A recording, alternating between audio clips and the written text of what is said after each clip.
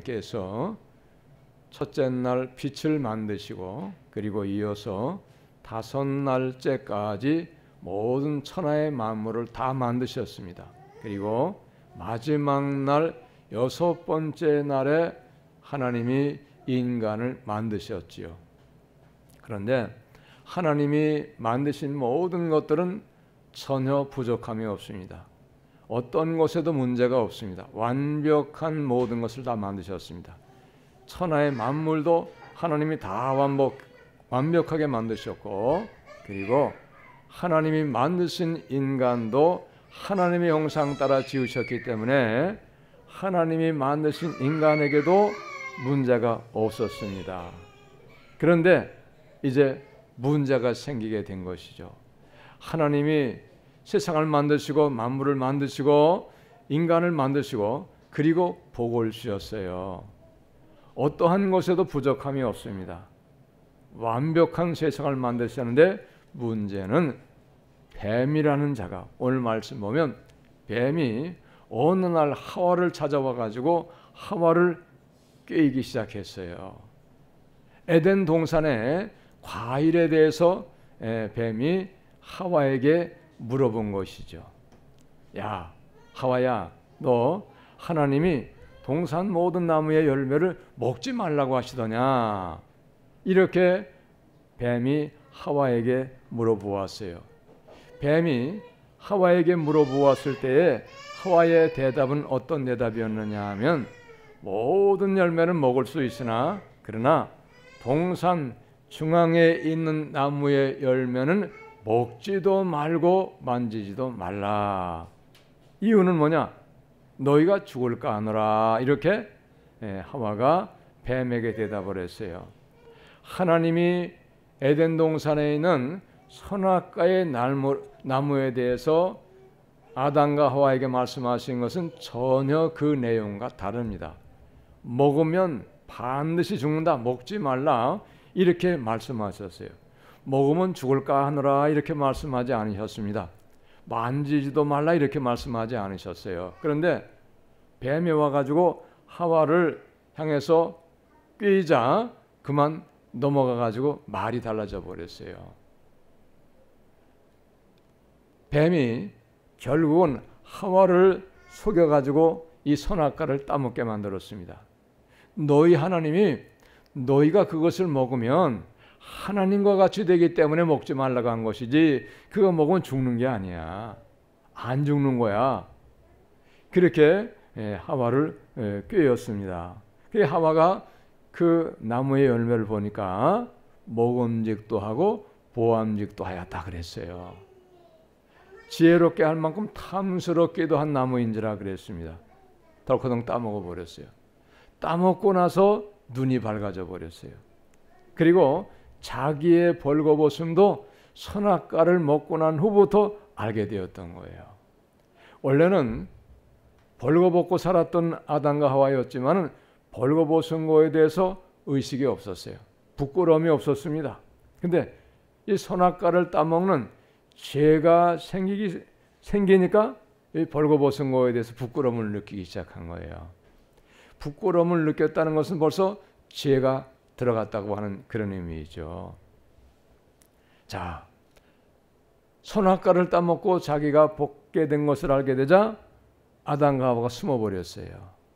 하나님이 아담과 하와가 선악과를 따먹게 된 것을 모르실 리가 없죠.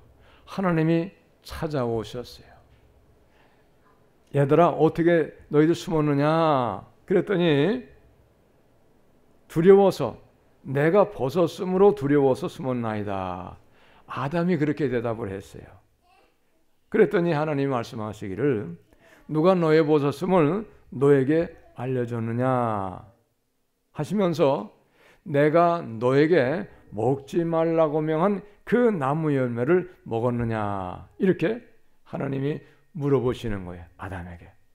그랬더니 아담이가 하는 대답이, 여자가 나무의 열매를 내게 주므로 내가 먹었습니다. 하와에게 책임을 전가하는 거예요. 먹으라고 했지만 안 먹었으면 되는 것인데, 자기가 책임이 있는 것인데 하와에게 책임을 전가하는 거예요. 하나님이 하와에게 다시 물어보셨어요. 어떻게 해서 너가 이렇게 하였느냐? 그랬더니 뱀이 나를 꾀해서 내가 먹었나이다. 하나님이 물어보지 아니하셔도 모든 일을 다 아십니다. 그럼에도 불구하고 하나님은 자초지종을 물어보셨어요. 하나님이 14절에 뱀에게 저주를 하셨습니다. 어떤 저주를 내리셨느냐? 14절에 보니까 모든 짐승보다 더욱 저주를 받아 배로 다니고, 뱀은 배를 땅에 깔고 그걸로 기어다니는 거예요. 이제 오늘 말씀 보면 본래는 하나님이 걸어 다닐 수 있게 뱀을 만드셨던 것 같아요. 근데 저주를 받음으로 인하여서 배를 땅에 깔고 배로 이제 기어다니게 된 것이죠. 그리고 살아있는 동안에 흙을 먹을지니라 그랬어요. 그 다음에 내가 너로 여자와 원수가 되게 하고 내 후손도 여자의 후손과 원수가 되게 하리니 여자의 후손은 내 머리를 상하게 할 것이요 너는 그의 발꿈치를 상하게 할 것이니라. 예수님의 탄생을 말씀하시는 거죠. 예수님이 십자가 지시고 죽음의 문제를 해결하시고 사망 권세를 이기시고 부활하실 것을 말씀하시는 내용이 바로 15절의 말씀이에요. 그리고 여자에게 하나님께서 이제 하시는 말씀이 있어요. 16절에 보니까 또 여자에게 이르시되 내가 내게 임신하는 고통을 크게 더하리니. 여자분들은 임신해 본 경험이 있으니까 잘 아시잖아요. 입덧을 아주 심하게 하는 거예요. 고통스러운 거예요. 밥을 잘 먹지 못하기도 하죠. 또 낳을 때, 아이를 낳을 때의 산고가 대단해요. 아이를 낳는 고통이 이루 말할 수 없어요. 아마 여자분들은 평생 동안의 그 고통이 산고보다 큰 고통은 아마 없을 걸 그렇게 알고 있어요. 그 다음에 남편에게 다스림을 받을 것을 말씀하고 있습니다. 뱀에게 저주하셨어요. 또 여자에게도 어떤 면에서 볼 땐 이건 저주이지 이건 축복은 아니죠. 자, 그 다음에 17절의 말씀에도 아담에게 저주를 내리시는 거예요. 아담에게 이르시되 내가 내 아내의 말을 듣고 내가 내게 먹지 말라 한 나무의 열매를 먹었은즉 땅은 너로 말미암아 저주를 받고 너는 내 평생에 수고하여야 그 소산을 먹으리라. 땅이 아담으로 인하여 저주를 받게 되는 거예요. 땅이 저주를 받으면 땅에서 좋은 것이 잘 나지 않는 거예요. 그래서 가시덤불과 엉겅퀴를 낼 것이라. 이 가시덤불과 엉겅퀴는 별 쓸모가 없어요. 땅이 저주를 받으니까 가시덤불과 엉겅퀴를 내게 되고, 그 다음에 내가 먹을 것은 밭의 채소인즉. 원래는 에덴 동산에 살게 되었을 때는 과일 열매를 마음껏 먹을 수 있도록 하나님이 허락해 주셨거든요. 그런데 이제 에덴 동산을 추방당하게 되는 거예요. 왜 에덴 동산을 추방당하게 되었느냐? 선악과를 따먹게 되므로 선악과를 따먹는 죄악으로 인하여서 하나님이 에덴 동산을 추방을 시켜버렸어요.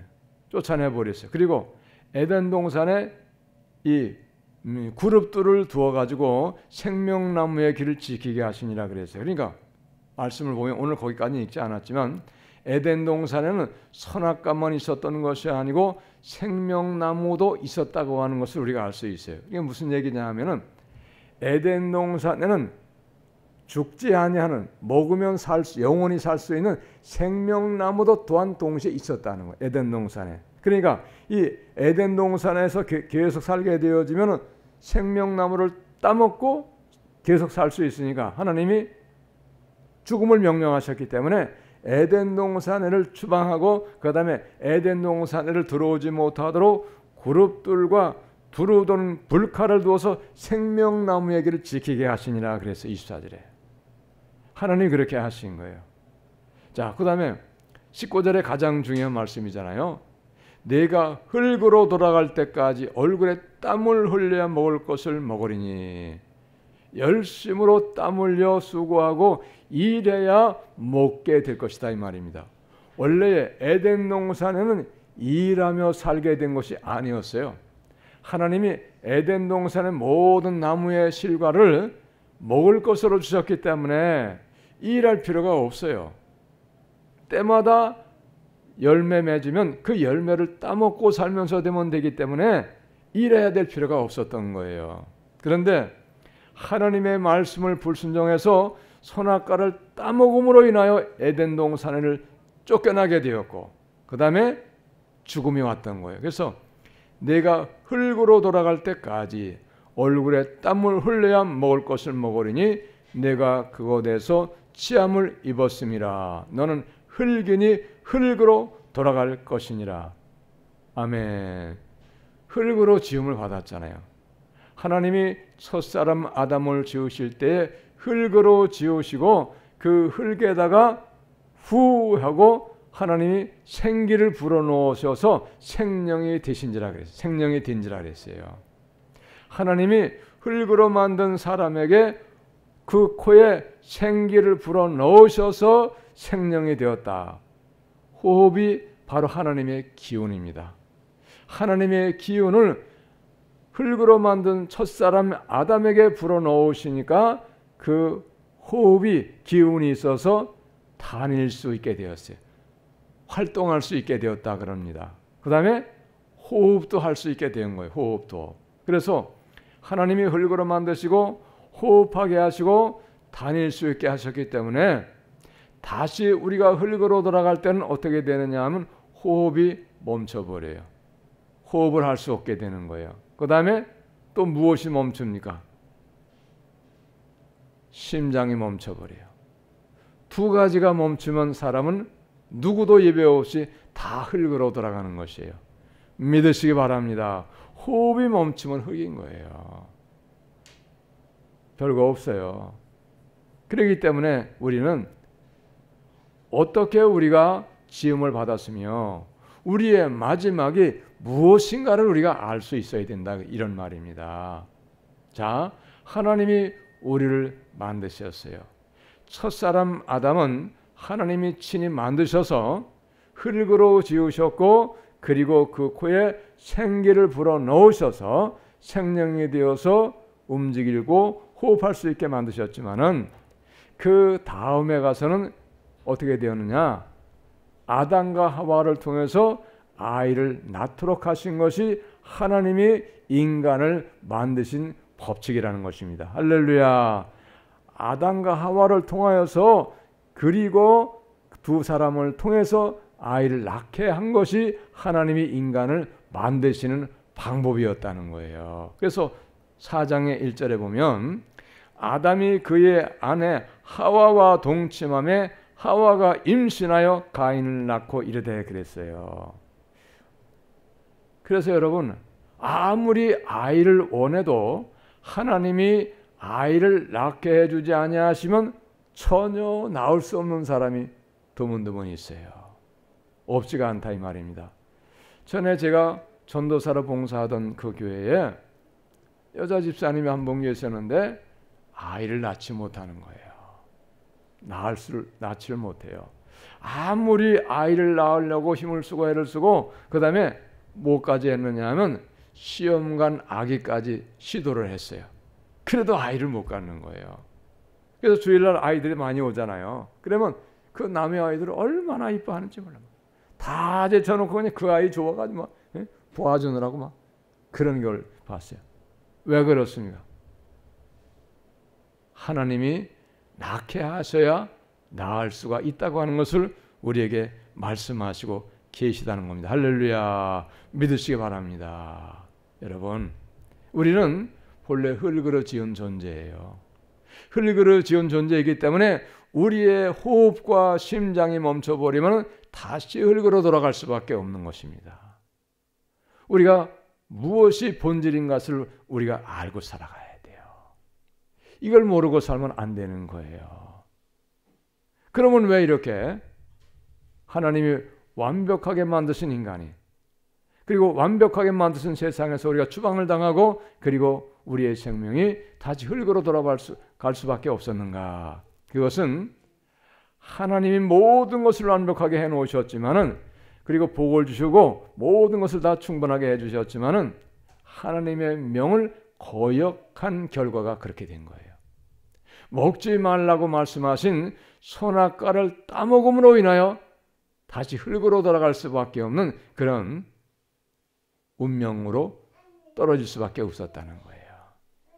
그래서 우리가 다시 세상을 살면서 하나님께서 주신 은혜를 회복하고 복을 회복하는 길은 무엇인가 하면 하나님의 모든 계명과 하나님의 명령과 하나님의 말씀을 지키며 살아가는 것, 그것이 하나님께서 주신 은혜를 회복하고 복을 다시 받고 행복한 인생으로 회복이 되어지는 것임을 여러분 우리는 믿으셔야 됩니다. 할렐루야. 하나님의 말씀을 지키고 계명을 지키고 모든 명령을 따라서 살아갈 때에 하나님께서 주신 은혜를 받고 복을 받는 것을 여러분 믿으시기를 바랍니다. 그게 회복을 받는 길이에요. 이걸 우리가 아셔야 됩니다. 그러므로 여러분 우리는 우리의 힘으로는 세상을 행복하게 살아갈 수가 없어요. 오직 하나님이 주시는 은혜와 하나님이 주시는 복을 받을 때에 우리가 세상 사는 동안에 행복한 인생을 살아갈 수가 있다고 하는 겁니다. 그런데 여기서 우리가 하나 조심해서 생각해야 될 것이 있어요. 우리가 육신의 눈으로 볼 때에 예수님 믿지 아니하여도 하나님하고 관계가 없는 삶을 살아도 부자로 살고 건강하게 살고 세상에서 누리며 살고 행복하게 살아가는 것 같은 사람들이 많이 있어요.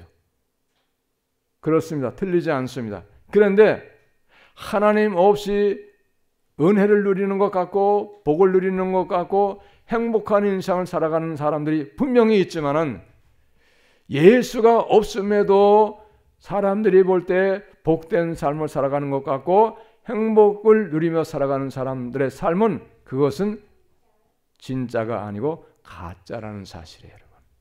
가짜 행복인 것을 우리가 알아야 돼요.